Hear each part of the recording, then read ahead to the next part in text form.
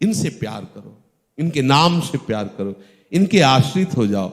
जैसे हो वैसे ही भगवत प्राप्ति के योग्य हो। मेरी बात मान लो, तुम योग्य बनने की कोशिश करोगे तो अयोग्य हो जाओगे, क्योंकि तुम्हें अहंकार हो जाएगा, मैं भगवत प्राप्ति को योग्य हूं, तो इस मार्ग में प्रवेश नहीं मिलेगा। भगवत प्राप्ति के योग्य तभी हृदय होता है जब केवल इनका भरोसा होता है। किसी गुण से नहीं होती भगवत प्राप्ति। गुणमानी संसार और सकल गुण प्रीति बिनु, और यह गुण साधनते नहीं होई। जिससे इनकी प्राप्ति होती है वो केवल इनकी कृपा होती है, और वो हमारे ऊपर भरपूर है, इसलिए मुझे भगवत प्राप्ति होगी। अब मुझे कोई संशय नहीं। ये हम अपने लिए नहीं कह रहे, हम सबके लिए कह रहे हैं।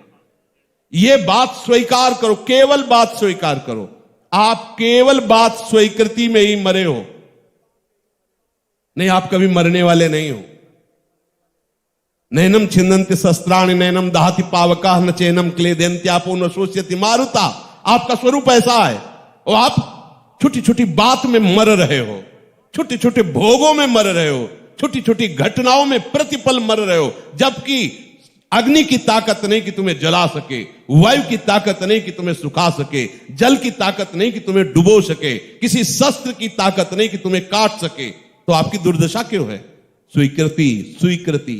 केवल मानने से आपकी दुर्गति हो गई, और केवल मानने से आपको परम पद मिल जाएगा। मान लीजिए बात, केवल मानने से। एक बार हृदय में अंदर बैठा लीजिए, मेरी लाडली, फिर इसका चमत्कार। जैसे पौधा बीज रोपा तो फिर अंकुरण होता है, फिर पौधा होता है, फिर पूरा वृक्ष होता है। जब ये वृक्ष रूप में आ जाएगा ना मेरी लाडली, तो हजारों को उद्धार तुम कर दोगे, केवल इतनी बात से।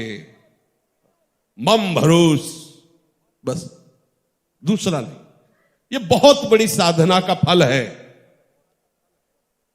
आप अभी स्वीकार करो, सेकंड में मिल जाएगा।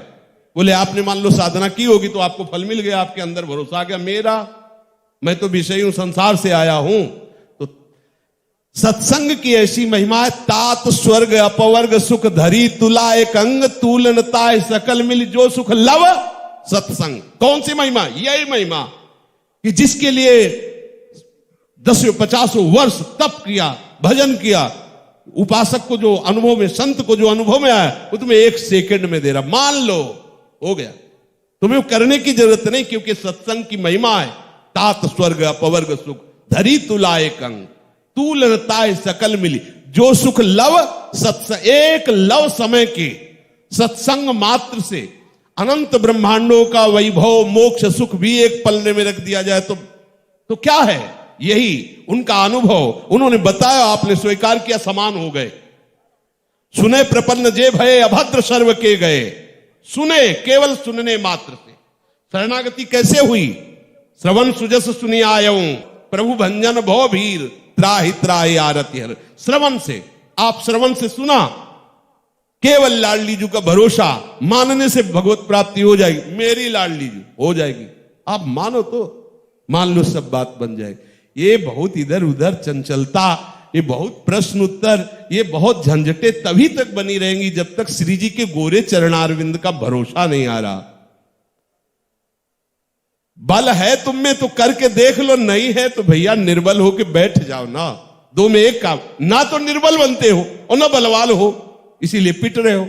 या बलवान हो तो करके दिखाओ कुछ, क्या कर सकते हो देख लो, वही करोगे जिससे तुम्हारी दुर्गति होगी, देख लो। और अगर निर्बल बनते हो तो थोड़ी देर बोलने के लिए निर्बल रहते हो, गेट के बाहर फिर तुम बलवान बन जाते हो, तो 2 बात नहीं चलेगी, एक ही बात चलेगी। अगर निर्बल हो गए तो महाबल तुम्हारे साथ हो गया। सुनेरी मैंने निर्बल के बल रहो, महाबल तुम्हारे साथ हो गया। पर सत्संग सुनते रहो, कुछ बने ना बने ये बात हृदय से ना हटने देना। नहीं, हम बस इसी बात में थोड़ा सा आवेश में आ जाते हैं जब अपनेपन पे कोई बाधा होती, क्योंकि इसी अपनेपन से लाडली जू मिलेंगी। ये भरोसा कभी मत तोड़ना। मेरी लाडली जू है परम उदार है, नेकहू न रिस कहूं भूलिहू न होत सकी, इसलिए हमें श्री जी मिलेंगी, हमारा मंगल होगा। जो प्रश्न करते हैं कि हमारी कहीं दुर्गति न हो जाए, अध्यात्म उन्नति में हमारे बाधा पड़ रही, वो केवल लाडली जू का भरोसा ना होने के कारण। नहीं, ये प्रश्न तो बनता ही नहीं। गंभीर रहो, शांत रहो, नाम जप करते रहो, श्री जी के भरोसे रहो। कुछ नहीं बन रहा तो भी हमारा भजन हो रहा, क्योंकि हम भरोसे पे हैं लाडली जी के। जय जय राधा वल्लभ श्री हरिवंश।